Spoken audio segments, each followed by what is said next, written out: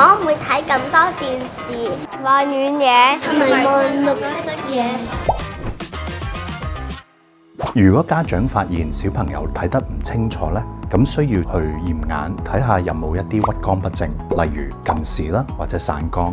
咁近嚟咧都有一啲新科技，例如理大嘅多區光學離焦鏡。咁呢個科技咧，如果擺入我哋平時嘅眼鏡度咧，除咗話改善我哋視力，亦都可以令到我哋嗰個近視加深嘅速度咧會減慢嘅。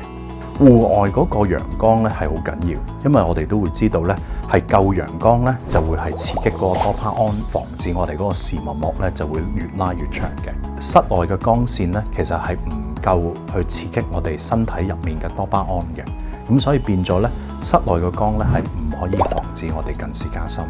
近來咧其實都有好多人會問防藍光緊唔緊要？咁而暫時喺臨床嘅研究咧，係冇證實藍光係對我哋嘅視網膜會有一啲不便嘅情況嘅。我哋而家喺港大嘅研究咧，可唔可以用 AI 可以判斷到咧係邊啲小朋友係會早啲有近視？我哋就可以用藥物嘅方法啦，低濃度嘅阿托品藥水，就每日滴一次，甚至滴2次咧，或者係眼鏡嘅方法嚟控制佢哋嘅近視加深。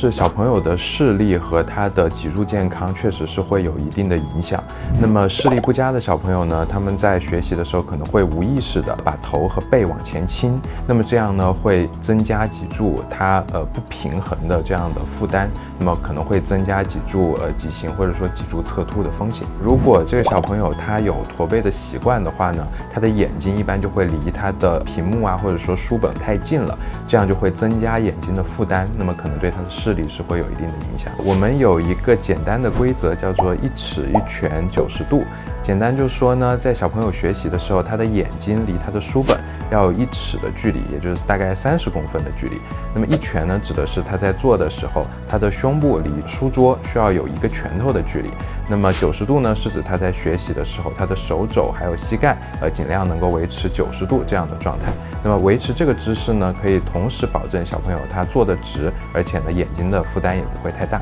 一般建议来说，不要超过30分钟，持续的用手机或者说看书。那么可能每过30分钟就休息一下，就是坐直，然後平視前方，然後往遠處看，然後左右活動一下我們的脖子。這樣的話呢，可以同時放鬆到我們的頸椎還有眼睛。今年暑假，奧比斯精靈嘉年華，我哋奧比斯同埋香港大學嘅眼科同埋骨科學系咧，就會一齊合辦一個健康檢查嘅，6月26號至6月28號，就喺合和商場嗰度就會進行一啲免費嘅眼睛同埋脊椎嘅檢查。及早檢查對我哋小朋友嘅眼睛健康好緊要㗎。我哋名額有限，記住喺呢個 link 嗰度就去登記。我哋到時再見啦。